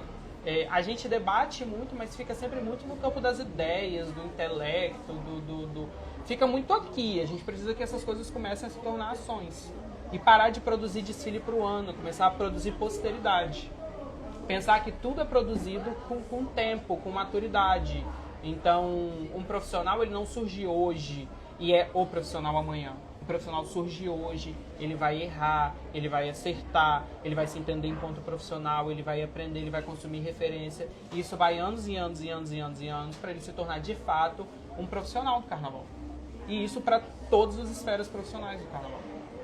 Chegou uma escola, você muito bem falou, que fez seus carros alegóricos num outro município, teve todo o processo de não só poder montar mesmo no dia para poder ver se funcionava ou não. Sei que você não acompanha essa trajetória inteira Não, de um município para o outro, mas como que é para o carnavalesco ter que... Você não vê, mas vê as alegorias passando por um lugar que você não sabe se vai chegar aqui tudo bem, se vai chegar aqui alguma coisa quebrada. Como que é para um artista mesmo? Eu sou uma pessoa ansiosa e eu sempre vejo na minha cabeça uma alegoria despencando do alto da segunda ponte. Espero que isso não aconteça, mas eu sempre tenho essa imagem na minha cabeça de uma alegoria despencando lá de cima. Mas já teve a alegoria da chegou descendo desenfreada, a descida da segunda ponte, graças a Deus, 2024. Não vou contar que era uma alegoria preta do cinema, cheia de estrelinha dourada. Meu Deus do céu, esqueceu de apertar o freio? Desceu sem freio aquela rampa da segunda ponte ali. Meu Deus. Isso o Rafael não me conta. Graças a Deus, assim, não aconteceu nada de mais grave, assim. Eu fiquei sabendo bem depois. Mas, cara, é complicado. No ano do Tesouro, por exemplo, a gente não acompanha o translado, a gente dorme um pouquinho até mais tarde para estar descansado. Porque eu não sei se vocês sabem, mas carnavalescos trabalham com a mente. Quando a gente trabalha com a mente, a gente precisa estar com a mente descansada. Chega de regalia, hein? Chega. E aí a gente dá uma descansadinha ali para poder ir para concentração e tudo mais. Eu lembro no Tesouro, agora eu não vou lembrar quem, teve alguém que passou na concentração e falou bem assim, vai pra lá agora, o Abriela está todo arregaçado, vai ter que refazer todo. A gente chegou lá, tinha um queijo que tinha sido arranhado e quebrado uma placa de Estrela do Mar. A minha vontade era arregaçar quem me acordou e me botou pra concentração antes da hora. Mas é isso, assim, eu me recuso porque, de fato, pra mim é algo muito desgastante. Eu vou precisar estar inteiro pra montar alegoria, pra recalcular uma rota... Tal escultura não encaixou, o que eu faço? Então, assim, a gente tem que estar preparado para tudo ali. Então, eu preciso estar descansado, estar com a mente em dia para poder dar prosseguimento com o trabalho ali no dia. Então, nunca esperem que eu vá acompanhar um translado de alegorias. Esse ano você dormiu? Dormi, esse ano eu dormi. Rafael até banho tomou esse ano, gente. Pô, que moleza. Do Tesouro, o Rafael também dormiu. Na sobra do coqueiro lá na grama, tadinho. Olha só, nós temos a confirmação de que vamos ter Cidade do Samba muito em breve. A gente espera mesmo que isso saia do papel, que vire realmente a cidade que a gente merece. Eu lembro que numa mesa que nós estivemos, Rislaine ou Lorena, alguma das duas fez a pergunta sobre as escolas largarem de um mesmo lugar. Né? Eu até falei que o aspecto financeiro não vão largar, mas elas vão largar de um mesmo espaço que elas vão se adequando ali. Sim. Como que você enxerga essa criação da Cidade do Samba e quanto isso vai fazer o nosso carnaval crescer, lembrando de todos os problemas que a gente tem antes da linha amarela e depois da linha amarela, de concentração e dispersão? Assim, de um ponto de vista estrutural, mas eu não sei nem se eu posso usar a palavra estrutural, até porque, como você bem fala da questão financeira, né? Quem tem um aporte financeiro maior vai conseguir estruturar melhor aquele espaço para poder produzir o seu carnaval, e quem não tem não vai conseguir estruturar. E isso não é nenhum, sei lá, meu Deus, o Vamos está falando merda. Não, porque a gente vê isso no Rio de Janeiro, dentro da cidade de samba. Existem escolas que têm os barracões muito mais equipados do que outras. E isso tem a ver com o poderio financeiro da instituição. Isso é normal em qualquer carnaval do Brasil. Mas eu acho que é muito bom, muito, muito bom mesmo, imensurável pensar o quão bom ter um espaço, pelo menos para guardar as alegorias no pós-desfile, um espaço minimamente decente para que as alegorias possam ser produzidas, fantasias possam ser produzidas, para que as escolas tenham abrigo de fato, né? Tenham paredes, tenham teto, mas esbarra no que eu falei anteriormente, né? Não pode ser um elefante branco. É um espaço que precisa ter vida. E para ele ter vida, ele depende da boa gestão de quem está à frente daqueles espaços. Então, que os barracões da nossa cidade do samba não sejam meros estacionamentos de alegoria. sejam espaços de produção de carnaval. E quando eu digo produção de carnaval, é de produção de pessoas que possam produzir carnaval, de produção de curso, de tudo isso, que seja um espaço potente em todas as possibilidades de potência que aquele espaço pode ter. Pergunta, André. Já quer pular para... Não, 25 ainda não, vamos esperar um pouquinho. 25 a gente vai falar daqui a pouco, vamos falar antes de chegar a 25. E ele perguntou que dentro do seu trabalho de criação, a leitura da escola tem que ser sintetizada resumidamente na comissão de frente ou fragmentada do início ao fim do desfile. Pergunta do Jimmy. Se o seu enredo tem que ser sintetizado na comissão de frente ou ele tem que ser esticado no decorrer do desfile? Ele precisa ser esticado no decorrer do desfile, ele tem que ter início, meio e fim, isso daí é um fato. Sobre a comissão de frente específico, isso varia muito do enredo, da possibilidade que o enredo te oferta e do profissional que está desenvolvendo a comissão de frente também. Eu costumo dizer que o enredo pede algumas coisas, então o enredo vai pedir uma determinada escala cromática, o enredo vai pedir uma determinada comissão de frente. Eu costumo usar muito esse termo pede, o enredo pede isso, o enredo pede aquilo. Então eu acho que demanda muito do enredo. Eu gosto quando a comissão de frente não tem necessariamente a síntese do enredo, mas tem a síntese da mensagem. Isso é algo que eu prezo para que o enredo e o samba enredo tenham. Eu não gosto que a comissão de frente, não é uma pretensão minha, que a comissão de frente dê conta de todo o arco narrativo do enredo, nem o samba enredo dê conta do arco narrativo do enredo, mas são dois pontos que eu gosto que tem a síntese da mensagem do enredo. Todo enredo tem uma mensagem, todo enredo tem um algo a passar. Então eu acho que a comissão de frente, como primeiro impacto da avenida, e samba enredo também, se a gente for pensar, o samba enredo talvez seja o primeiro impacto da avenida, né? Que as pessoas, elas primeiro vão ouvir o samba enredo para depois ver a comissão de frente chegando. Então esses dois, assim, eu prezo muito que eles tenham a síntese da mensagem, não necessariamente a síntese do enredo, todas as nuances que vão ser trabalhadas no enredo, mas que tenha a síntese da mensagem ali, o que eu quero passar de forma direta com esse enredo. Mais? Volta lá nas que eu te mandei, na imagem. Tem pergunta de gente que mandou na caixinha de pergunta. Não, é pergunta tranquilinha.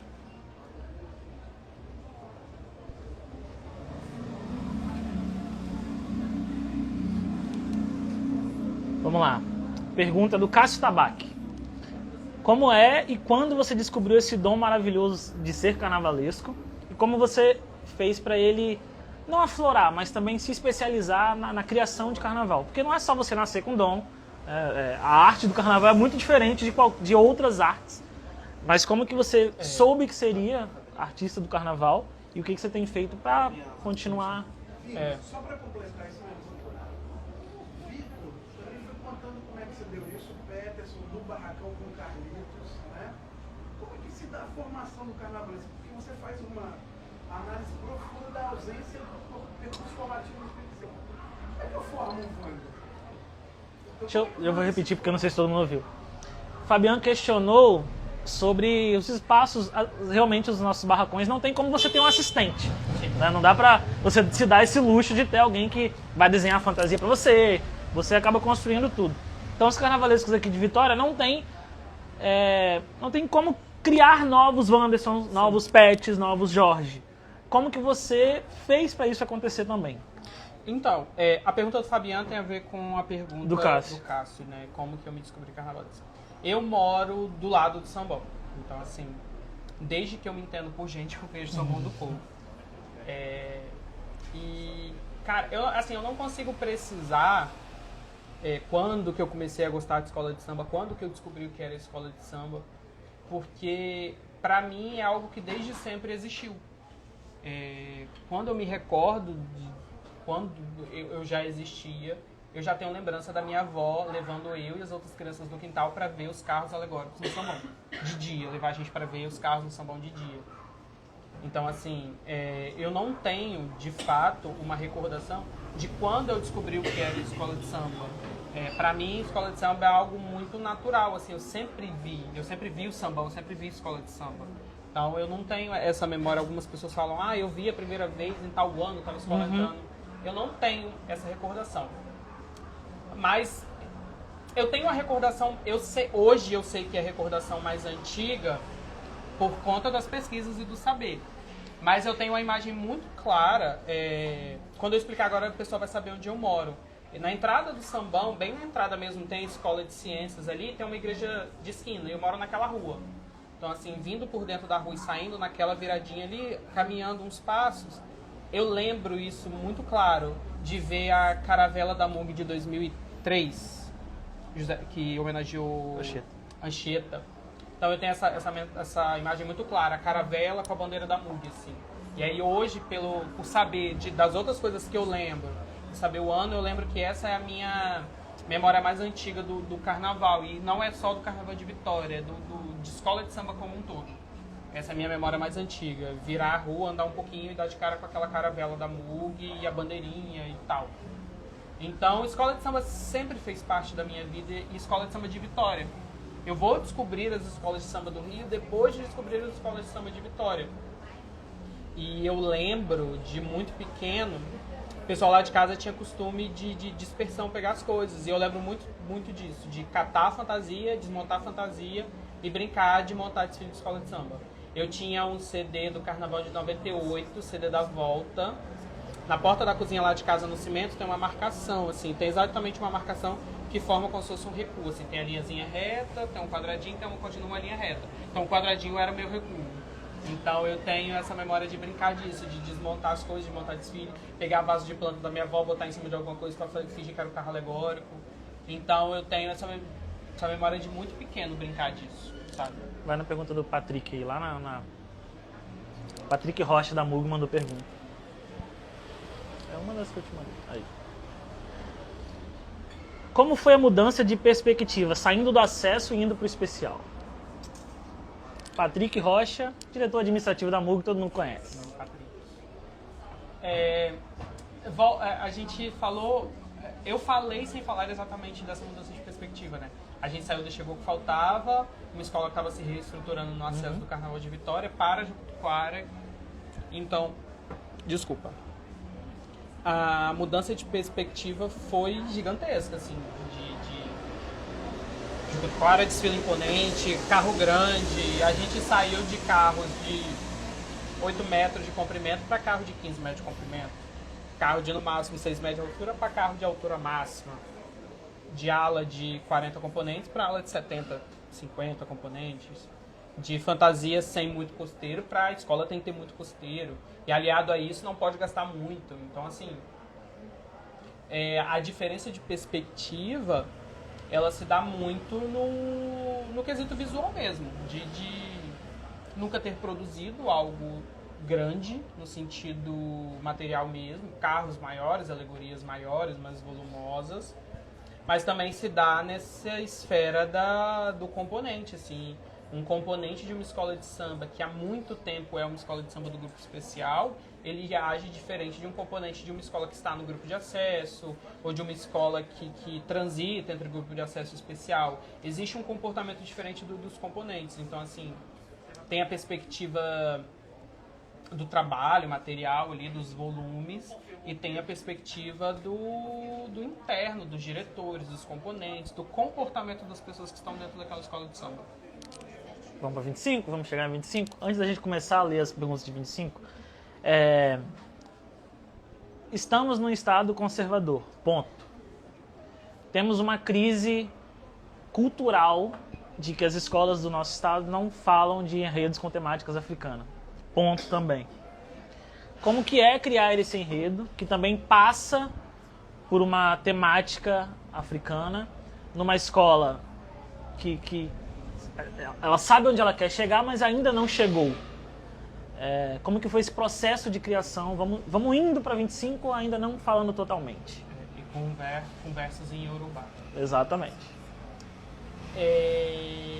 O enredo, como eu falei lá atrás, já tinha a sementinha de falar das paneleiras ali desde quando eu retorno para a escola em 2023.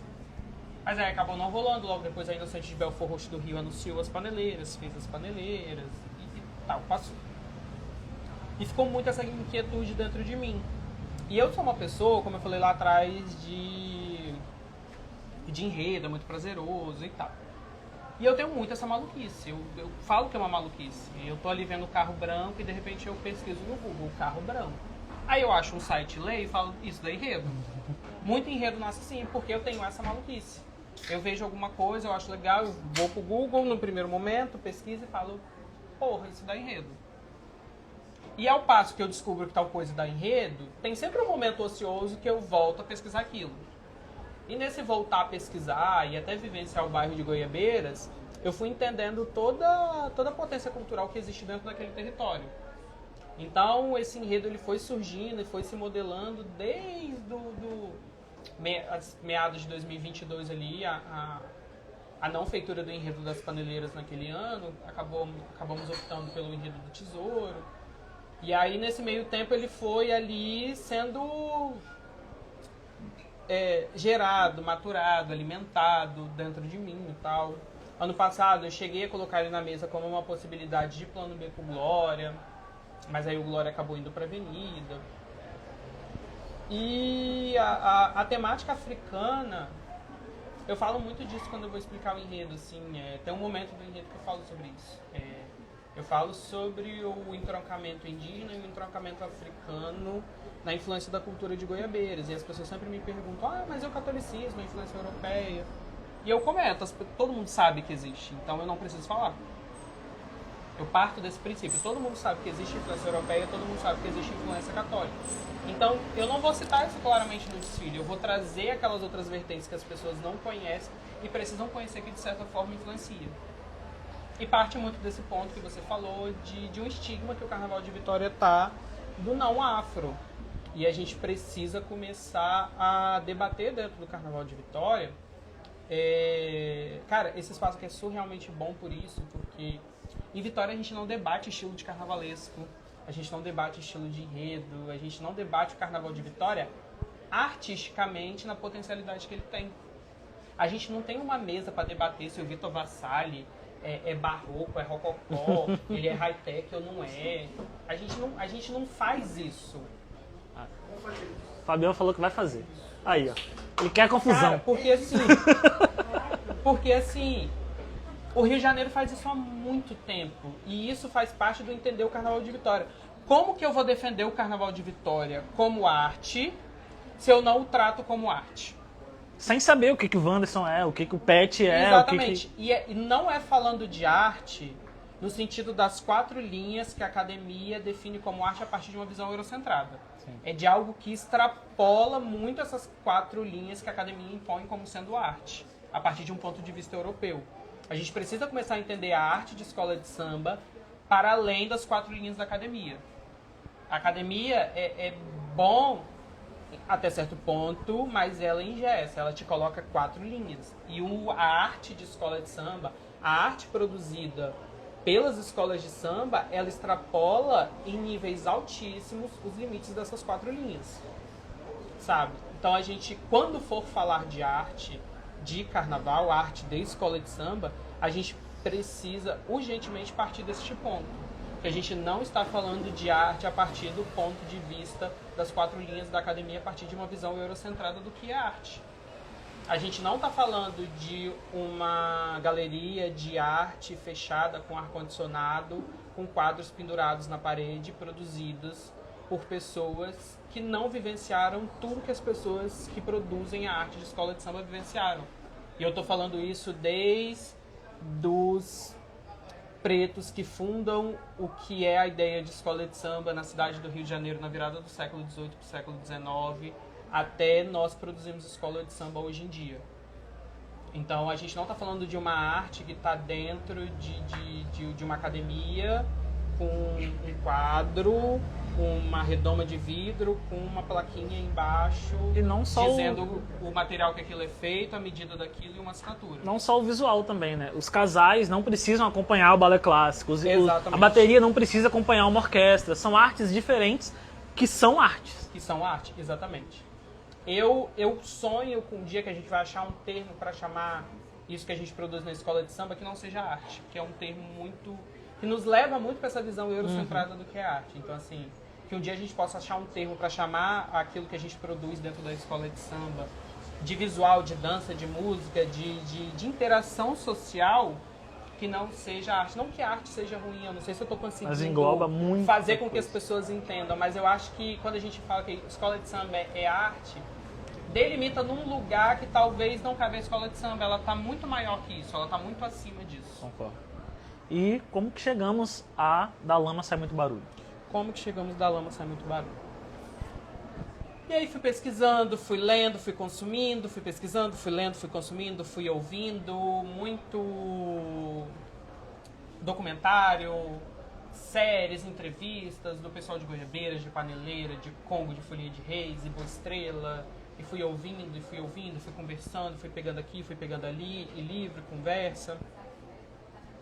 E aí chegamos ao mote do enredo, que é fazer um enredo para os 50 anos da Chegou Que Faltava, que vai contar sobre a cultura do bairro de Goiabeiras a partir do ponto de vista das pessoas, os agentes humanos que produzem os saberes desse bairro. Mas qual vai ser o fio condutor desse enredo? Qual vai ser o viés, o véu que recobre essa história? E aí, eu tive uma dificuldade enorme de colocar título nesse enredo. Muito, muito, muito grande. Eu já tinha colocado como parte da construção conceitual do enredo os ideais de Chico Science ali no movimento Mangue Beat. Eu sou apaixonado pelo movimento do Mangue Beat.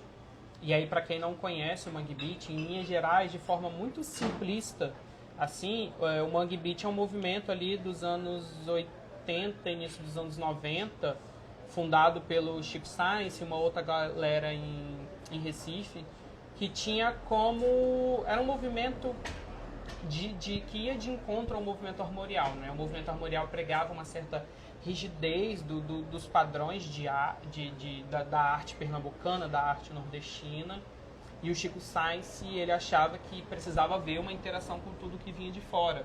Então ele funda esse movimento a partir do Manifesto Caranguejo com Cérebro, que visava essa interação da cultura recifense com as influências externas, o pop, o funk, o rock, tudo aquilo que estava fervendo no mundo inteiro, para que a juventude também se aproximasse disso. A cultura de Recife estava morrendo, porque os jovens não se interessavam por isso, os jovens só se interessavam por aquilo que vinha de fora. Então ele prega que precisava haver uma junção disso, uma mistura disso, essa mistura do som do maracatu, das alfaias, com os beats, as batidas do pop, do funk, do rock, para que a gente aproximasse a juventude, para que isso não morresse. E também tinha uma pegada social muito forte, de denúncia da situação de miséria que as pessoas viviam nas regiões costeiras de Mangue, ali da cidade de Recife. E como símbolo desse movimento, ele imagina uma parabólica que brota da lama e capta esses sons externos do mundo e mistura eles aos sons de Recife. Eu já tinha colocado como parte da defesa do enredo, do conceito do enredo, esses ideais de Chico Science se ligavam com o Mangue, porque Goiabeiras, a cultura de Goiabeiras, o bairro de Goiabeiras, a região de Goiabeiras, é um local que emerge do Mangue, em todos os sentidos possíveis que possam ser pensados. E aí eu fiquei com essa dificuldade de conseguir dar título para o enredo, não conseguia dar título para o enredo. O enredo ia se chamar Cultura de Mangue, o enredo ia se chamar Numa Panela Cabem Muitas Memórias. E aí Cultura de Mangue não estava me batendo bem, Numa Panela Cabem Muitas Memórias, todo mundo achou que ia ser só as paneleiras, e vai e volta, e vai e volta, vai e volta. Até que eu vou reler o Manifesto Caranguejo com Cérebro, e acho o termo Da Lama Sai Muito Barulho. E aí na hora fez barulhinho aqui dentro. Aí eu falei, caralho, é isso, assim. Então, o título é basicamente parte disso, de tudo isso que eu falei. Por quê? Para contar tudo sobre a cultura de Goiabeiras, eu vou imaginar uma parabólica que brota da lama, que é a própria Chegou Que Faltava, mas ela não vai brotar da lama do manguezal de Goiabeiras para captar sons externos. Ela vai brotar da lama do manguezal de Goiabeiras para amplificar os seus sons para o mundo. Então o enredo ele começa aí. E aí a partir disso eu vou esmiuçar todo o rolê, assim, como ele se dá. Quando você chegou com esse monte de ideia, agora você vai ser sincero, hein? Chegou pra Lorena, Rislane, Rafael e mais alguém que possa estar na mesa. Aprovaram de primeira ou veio com historinha de tem outra possibilidade? Sinceridade. Não, eles aprovaram de primeira. Isso daí eu não posso mentir. Mas quando eu começo a explicar essa maluquice de parabólica, de size, fica todo mundo com a cara do meme da Nazaré. Fica todo mundo com a cara do meme da Nazaré, assim. E aí, mas graças a Deus eu tenho 2 diretoras de carnaval e um presidente que tá ali assistindo que confiam surrealmente no meu trabalho. Então eles falaram bem assim... Não entendi muito bem essa maluquice, mas a gente confia muito em você, então vai dar certo. Bom, isso é legal. E a Chegou opta por não fazer disputa de samba enredo, faz um samba encomendado, como as pessoas quiserem chamar, tem várias formas de quando pede para um compositor específico fazer. E acaba que quando é um samba encomendado, o carnavalesco também faz. Não é um samba de gaveta, tá, gente? Samba de gaveta é quando um compositor tem um samba já pronto de muito tempo. Aí ele puxa da gaveta e oferta para uma escola de samba. É um samba encomendado mesmo, porque o enredo foi feito antes do samba. Continuando, o carnavalesco acaba também sendo um compositor, porque a consulta é direto com você, óbvio. Sim. E vocês tiveram o privilégio de poder assinar com uma pessoa só, o Júnior Fionda, que é um excelente compositor no Rio de Janeiro, com diversos sambas na Mangueira. Como é que foi esse diálogo, Wanderson, com o Júnior Fionda? E paralelo a isso, quais foram as interferências? Isso casa com a bateria da Chegou? Isso tá no timbre do nosso intérprete? Como é que foi essa criação? Cara, esse samba, curiosamente, ele não demorou muito a ser feito. Desde que o Fionda teve acesso às informações, produziu o samba, e ele teve pouquíssimas interferências minhas. Eu já conhecia o Fionda e tal, então a gente já tinha um trânsito legal, já conversava. O Fionda já conhece o Igor, então ele sabe talvez o que é um samba pro Igor cantar, o que não é um samba pro Igor cantar. Os meninos da bateria ouviram o samba quando já estava pronto. E mexi, eu acho que em 2 coisas. 2 palavras que eu pedi pra inserir no samba. Só. 2 palavrinhas assim. O samba já veio pronto. E quando todo mundo ouviu, todo mundo se olhou e falou assim, caralho, é isso. Logo quando lançou, antes da gente entrar para as perguntas do Instagram, que tem bastante sobre 25, logo quando lançou, eu tenho uma relação muito maneira com o Jorginho, a gente conversou muito sobre o samba, depois com o Rafael também, a gente conversando. Eu falei para ele que talvez fosse um marco pro samba capixaba, pelo formato que as escolas se acostumaram a fazer. A prova de que houve um esgotamento desse formato é de que a MUG, que é uma escola que fez sambas encomendados por muitos anos, viu que não estava dando certo e abriu novamente para concurso. Mas talvez a gente, com a chegada do Fionda aqui, com o Samba da Chegou, abra novos olhares para o nosso estado, de formas de fazer samba, de que o samba não precisa ter exatamente 28, 30 versos, não precisa rimar AA, BB ou AB, AB, não precisa disso. Pode sim ter uma segunda muito grande, pode ter um refrão muito grande. São novas portas que talvez se abram. Você também pensa dessa forma? Sim, penso. Eu corroboro com tudo isso, assim. Eu briguei muito por esse samba, porque eu falava desde o início. O enredo é muito diferente. Por mais que ele parta de algo muito, talvez, comum, a cultura do bairro de Goiabeiras, o conceito empregado, a coisa criada, o conceito criado em torno do enredo para poder contar tudo aquilo, também é algo muito diferente para o Carnaval Capixaba. Então, para acompanhar isso, nada mais justo do que um samba que rompesse com esses padrões. Então, o enredo rompe padrão, o samba rompe padrão, a estética vai romper padrão. A ideia é justamente isso, assim, é trazer um estranhamento que não é um estranhamento. É tentar fugir um pouco da norma. Tá todo mundo indo por aqui e a gente vai fazer uma leve curvinha aqui. Bom, pergunta. Emerson Leandro e Vitor Bassari, querendo saber suas expectativas para 2025. Rafael, querendo saber o que você pode contar de 2025. Se o Rafael tá online e quer saber, ele pode contar tudo. Pode contar tudo. Ele contou também ali que quer saber a entrada, como que a Chegou vai entrar. Fabiano ficar curioso. Primeiro, vamos de como que vai ser a cabeça da Chegou, a entrada da Chegou. Essa é a primeira pergunta.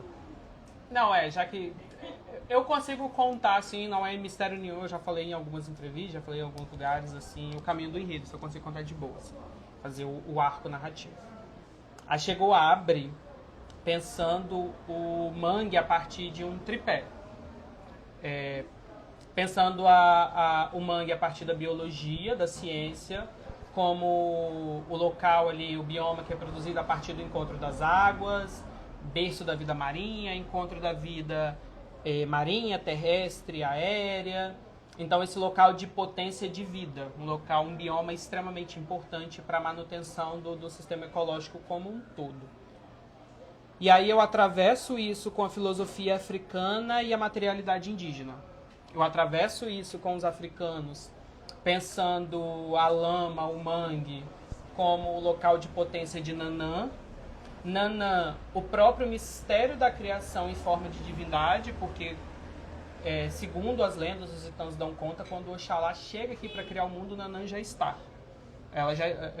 As lendas narram isso, né? Quando ele chega com o saco da criação, Nanã e o pântano, o mangue, já existe. Então, o mangue e a lama precedem o mistério da criação. A lama não é mistura de terra e água. Terra e água são a separação da lama. Porque a lama e Nanã precedem o mistério da criação. Talvez sejam o próprio mistério em essência. Então, a gente trabalha essa filosofia africana, que entende o mangue como essa potência filosófica, feminina, de geração, a biologia e a materialidade indígena, né? Porque a arqueologia, a história nos conta que naquele local em específico, ali em Goiabeiras, desde muito tempo, tempos anteriores aos períodos de colonização, já se faziam utensílios de barro do mesmo molde que é feito até hoje. Então a gente encontra essas três coisas, esse tripé, e reflete o mangue a partir disso. Num segundo momento, a gente cai já num lugar que eu falo que é de produção de saberes do dia a dia. Historicamente, a região de Goiabeiras é muito distante, se a gente for pensar para períodos de colonização, do centro de Vitória e do povoado de Carapina, que seria o outro local mais perto. Uhum. Então, Deixa o mistério. Não, que mais é mistério, Rislane? Peraí, deixa ele falar, peraí. É uma comunidade que vai se desenvolver muito autossuficiente porque ela precisava tirar da natureza do seu entorno tudo. Então, a figura do pescador vai se fazer muito forte, que vai descer pelo canal para a praia de Cambori para poder pescar. A figura do catador de caranguejo, a figura da marisqueira, a figura da desfiadeira, né? E é interessante a gente falar isso porque a marisqueira, a desfiadeira, a culinária capixaba, hoje a gente tem a Ilha das Caieiras como esse polo, mas a Ilha das Caieiras, se a gente for pegar, é da década de 70 para cá. Essas profissões, esses saberes, esses fazeres existem na região de Goiabeiras de muito tempo, porque as pessoas que viveram ali precisavam tirar do mangue tudo para sobreviver. Então o segundo setor ele vai versar sobre isso. Esses saberes do dia a dia que brotam diretamente do mangue, da lida. Eles precisavam tirar a sobrevivência do mangue, daquele ambiente ali. Aquele ambiente que foi pensado no primeiro setor, a partir daqueles entroncamentos todos. E aí quem são essas pessoas? São descendentes dos indígenas que viveram ali, são descendentes dos africanos também, da questão da insurreição de Queimados, que eles contam que desceram pelo canal e foram se alocar ali também. Enfim. E aí, seguindo isso, esses saberes vão ganhar a potência das ruas e vão virar manifestações populares. E aí a gente vai trazer o congo, a folia de reis, o boi, e refletir sobre toda essa festança que ocorre ali em Goiabeiras. E aí no último setor a gente chega nas paneleiras de fato, que é um bem que é tombado pelo IFAM, é o primeiro fazer tombado pelo IFAM, é o fazer que inaugura o livro de saberes do Brasil lá em 2003. E aí, por que as paneleiras não aparecem no restante do enredo, só aparecem agora? É de forma proposital, porque nada disso do enredo existiria se não existisse paneleira, se não existe o fazer da panela. É uma comunidade que girou em torno, desde sempre, do fazer da panela de barro. Então, a panela de barro ela aparece só no final, porque ela é a panela de barro, o utensílio em si, é o resumo de tudo isso que eu falei anteriormente. Então, isso tudo cabe dentro dessa panela de barro, né? E aí a gente fecha o ciclo nesse último setor com as paneleiras, o fazer da panela de barro, porque a panela de barro é o barro e a lama do início do enredo. Então a gente sai da lama e volta para a lama, a gente volta na lama materializada em potência ali da panela de barro, que talvez seja um dos maiores símbolos da cultura capixaba. Tá dentro, tá? Bom demais, bom demais. Acho que o Jimmy perguntou, né? Da expectativa. Expectativa para o Carnaval de 25, sabendo que algumas escolas olharam para a sua ancestralidade. A Chegou, olha, bebe também na fonte com o Nanã, a Mug bebe da fonte com Ogum, a Piedade com os Ibejes. Como que tá o Wanderson como artista olhando para o Carnaval de 25? Cara, eu tô assim, em estado de graça, de coração. Tô muito feliz, muito tranquilo com a produção. As expectativas são as melhores possíveis, as dificuldades existem, isso é inegável, assim. Então há sempre uma negociação de isso daqui talvez não dê, a gente vai precisar remodelar isso e tal, e tal, e tal. Mas está sendo muito prazeroso conseguir tocar na ancestralidade, sabe? Eu acho que o Carnaval de Vitória está precisando, espero que de coração. O Carnaval de 2025 seja o último Carnaval sem cidade do samba, seja o primeiro Carnaval que a gente retorne a falar muito dessas temáticas. Então que o Carnaval de 2025 seja esse ponto de virada de muitas questões. As expectativas são as melhores possíveis. Mais pergunta, André?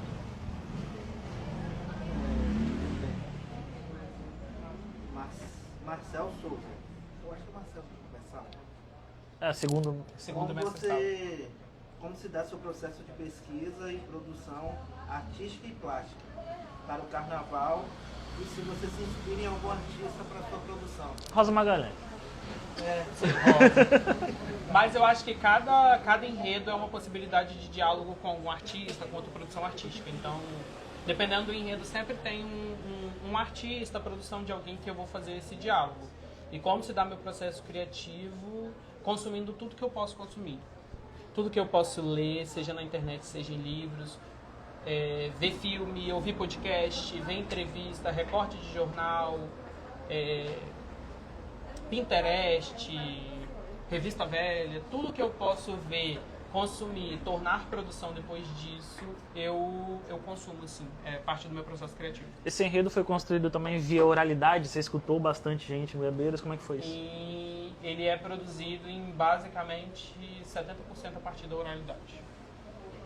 Ele é muito, muito, muito, muito, muito visceral, assim. Ele é um enredo muito produzido a partir do saber e do viver daquelas pessoas. Vinícius Moraes, que agora é Diretor musical. falou que o presidente Rafael pode fazer uma mariscada só pra gente se ambientar. Ah, é verdade, concordo. Tá em São Paulo, volta, convida todos nós, olha que maravilha. A cara de Lorena. Vai produzir uma mariscada.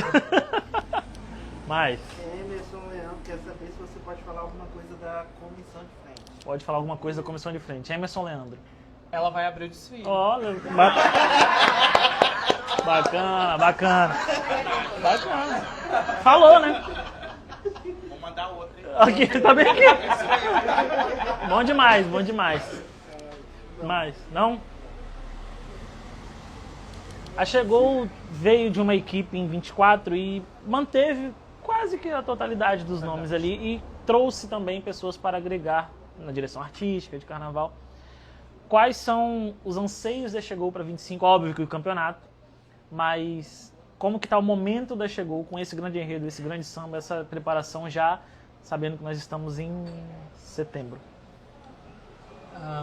Como que está o momento da Chegou? A gente tá muito tranquilo assim, com a logística, com os processos que a gente pensou. Tudo da Chegou hoje é feito muito em equipe. Assim. Eu, Wanderson, não faço nada sem conversar com Lorena e com Rislane antes. As meninas não fazem nada sem conversar comigo, sem conversar com o Rafael. Então, assim, até as decisões artísticas, eu tô sempre falando assim, sabe? Nossa, pensei uma maluquice. Aí eu mando mensagem pra Lorena, 11 horas da noite ela fica doida. Então, assim, é um processo coletivo muito prazeroso, assim. Até porque fazer escola de samba não é um processo solitário, é um processo coletivo. A minha arte carnavalesca é extremamente dependente da arte de outros artistas para poder e para dentro da avenida. Eu dependo de costureiro, eu dependo de aderecista, eu dependo de escultor, eu dependo de soldador. Então, assim, eu dependo de uma gama gigantesca de profissionais e artistas para que a minha arte se materialize na avenida. Então, eu tenho muito essa consciência de trabalho coletivo, assim. E eu trago essa coletividade desde o início. É tudo muito conversado, tudo muito alinhado. Então, isso faz com que o trabalho seja muito tranquilo e prazeroso, assim. Existem os desacordos, as divergências de ideia, isso é natural em qualquer processo que tenha seres humanos reunidos, mas hoje, dentro da Chegou Que Faltava, a gente consegue ter uma sinergia muito gostosa, assim, de troca de ideia, para pensar esse carnaval, para poder colocar esse carnaval na avenida. Pergunta, André? Ó, o Rafael aqui falou, bora, hein? Falou pra Marisca. Ih, já assumiu a dívida. Ele fala bora pra muita coisa, né? É um problema. Mais algo, André? Alguém aqui quer fazer pergunta? Fabian? Quer fazer pergunta? Eu quero saber da minha camisa. Ih, olha o problema. Olha o problema. Preciso produzir a camisa da Kátia, batuque de Congo, axé de tambor. Aí, ó. Alguém quer fazer pergunta? Alguém? André, tem mais alguma coisa? Estamos todos com dúvidas sanadas? Quer deixar algum recado pro povo da Chegou, pra comunidade, pra todo mundo? Deixa ele... Chegou pergunta? Vai. Como se dá a interação entre o carnavalesco e o barracão para que suas ideias sejam concretizadas? Como que se dá a interação? É uma pergunta que eu posso responder sobre mim, porque eu acho que cada artista é um artista, cada profissional é um profissional, assim. Eu tenho essa consciência de que eu dependo daquelas pessoas para executar minhas ideias. Então eu tento ser o mais tranquilo possível no manejo com essas pessoas, para que tenha o melhor ambiente possível para que as ideias sejam realizadas, né? Mas é tranquilo, assim, eu não acho o barracão um local de não tranquilidade, não. É um local, assim, obviamente tem um momento de correria, tem seus momentos, né? A gente não pode... É porque eu parto de um lugar de quem vivencia escola de samba sabe o que é o tranquilo de uma escola de samba. E pra quem não vivencia, talvez aquilo não seja tão tranquilo. Sim. Ouvindo música clássica no barracão, tranquilo. Exatamente, um ar-condicionado, todo mundo trabalhando calado e etc. Mas a interação se dá o tempo todo, porque eu dependo daquelas pessoas para executar as minhas ideias. Eu não consigo produzir 1.200 fantasias, 3 carros alegóricos, 2 tripés, etc, etc, etc. Fabian? Agradecer?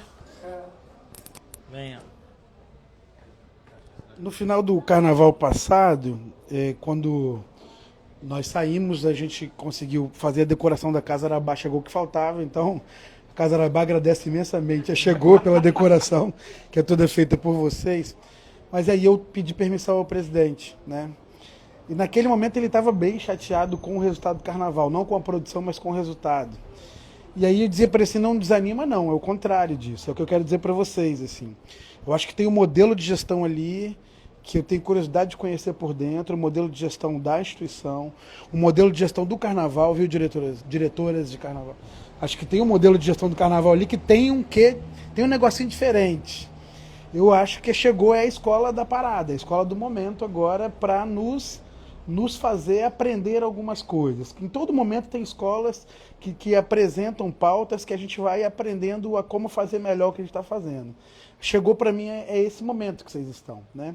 Então vão firme aí para o carnaval, vai tranquilo. O resultado não está nas nossas mãos, isso eu aprendi nos últimos anos, entendeu? Tem outras forças que operam para o resultado do carnaval, digo isso. Se as forças externas combinarem com a interna, a gente pode ser campeão. Mas às vezes a interna é um desfile excepcional e a externa não está afim. Às vezes a externa está afim e o desfile não é tão bom. Então tem que ter uma combinação ali, né, de desejos. Mas eu acho que como vocês estão com o Nanã, estão com as paneleiras, a chance é muito grande. E eu queria mesmo agradecer. E parabéns aí, novamente, por tudo que vocês vêm apresentando no Carnaval Capixaba. É muito satisfatório ver uma escola, o que vocês fizeram nos últimos 6, 7 anos, é algo absurdo em termos de crescimento. É isso, tá bom? Casa Arabá, só gratidão para chegou. Capixabis, sem comentário a noite de hoje, assim, cada dia o negócio tá... Hoje nós aprendemos demais aqui. Eu acho que esse é o espaço, é para isso que nós estamos aqui, tá bom? É isso. Posso falar o próximo convidado? Confirmado? Posso gravar? Não sei se despedir, vou só... Pessoal, quarta-feira que vem teremos diálogos carnavalescos novamente, claro, porque estaremos aqui todos os dias, todas as semanas, até o carnaval, já falei isso aqui. Oswaldo Garcia, carnavalesco da Novo Império, é o nosso próximo convidado. Posso falar do evento também ou não?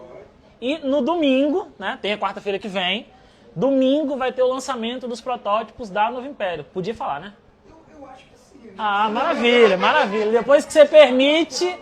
Tá bom, vocês então, o compromisso de vocês é na quarta-feira, 19 horas, Família Imperiana, a gente quer todo mundo aqui para ouvir sobre o enredo, ouvir o que o Oswaldo tem a falar, esse momento novo da Novo Império, com novas contratações, um bom enredo, vamos ver o que o Oswaldo vai falar pra gente, e talvez no outro domingo tenha um evento da Novo Império também, que vocês vão ficar sabendo. Quero agradecer muito ao Wanderson. Posso? Tá. Agradecer muito ao Wanderson, agradecer a família Chegou que veio aqui, muito obrigado, isso é muito legal. Que a gente convida as pessoas para ver de casa, óbvio, mas acho que assistir aqui também é diferente. Amigos do Wanderson que vieram também, muita gente. Emerson Leandro que vem, vários também, né? A gente tem que agradecer todo mundo. Kátia, não veio no primeiro porque estava viajando, mas veio. Cara, muito obrigado, esse projeto, eu sempre falo que é uma construção coletiva mesmo, da gente estar aqui com interações, para a gente poder falar de carnaval. E como o Wanderson disse, eu tenho muita vontade de que as coisas que a gente fala aqui sejam além daqui. Que a gente um dia consiga fazer algo na nossa cidade do samba, que a gente tenha as escolas de samba como realmente escolas de samba que formem ritmistas, formem casais, formem novos Wandersons, novos Vítors, novos Pets, novos Oswaldos, que formem pessoas. Então, que a gente um dia consiga isso. Que esse diálogo aqui continue acontecendo na Casa Arabá também, mas um dia vá para a quadra da Chegou que Faltava, que Chegou um dia vai também ter quadra, que um dia vá para o barracão das escolas de samba, que a gente possa ter uma vista panorâmica dos carros sendo construídos, vá um dia para uma sala que uma comissão de frente possa ensaiar num lugar adequado, com paredes espelhadas, então que a gente consiga fazer isso ser maior do que é hoje. Né? É lógico que o Capixabices hoje ainda é bem... as ideias são muitas, a gente sabe disso, mas que elas saiam do papel, esse é realmente o nosso desejo. Esse projeto, parceria com a Casa Arabá, vai durar por muito e muito tempo, eu espero isso.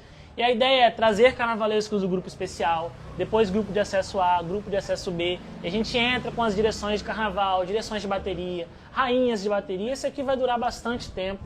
Então, lógico, por ser uma vez por semana, a gente tem que construir uma agenda. Então a galera que fala, falta fulano, claro que vai faltar. Esse é só a terceira edição ainda que a gente está fazendo. É um projeto bem novo, mas que já estamos colhendo bastante frutos. E um desses frutos, ó o gancho olha só, não é todo mundo que faz isso. Fructus, muito obrigado por estar com a gente. Mais um episódio, vai estar com a gente todos os diálogos carnavalescos.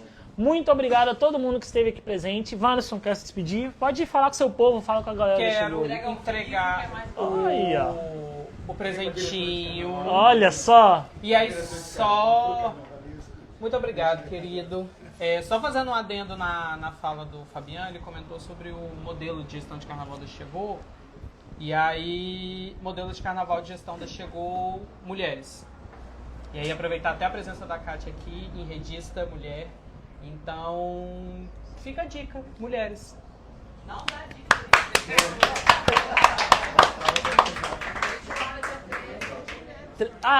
13 de outubro é a próxima feijoada. Não temos mais feijoada até agora. 13 de outubro, feijoada da Chegou. Pode comprar, tem o link na bio lá do Instagram.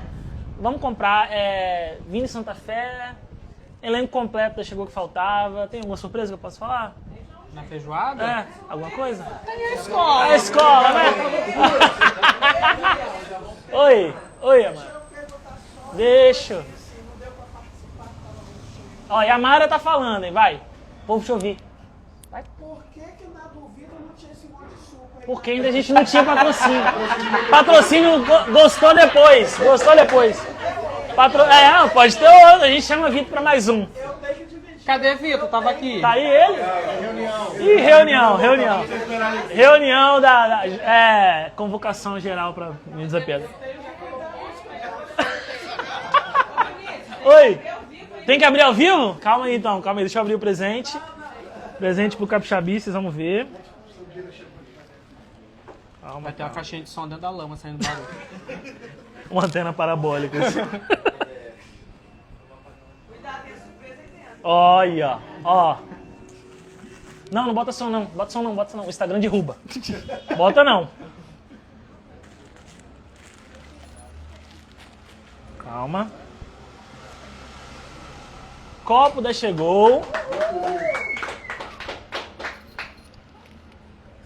Chaveiro da Chegou. Nem? Aí. E camisa do Enredo 25 da Chegou. Olha só. Chique demais, galera. Muito obrigado. Todos esses produtos aqui dá pra comprar, né, Lorena? Sim. Vamos comprar, galera. Vamos ajudar. Pô, todo mundo aí que bebe, ó. Pô, super barato. Instagram oficial da Chegou que Faltava. Vão lá. Sigam a Chegou, sigam o Wanderson, sigam o Capixabices, sigam a Casa Arabá. Estaremos aqui quarta que vem com o Oswaldo Garcia falando do enredo da Novo Império e toda a trajetória dele no Carnaval. Muito obrigado pela audiência, quem esteve aqui, quem esteve em casa e até semana que vem. Valeu, gente!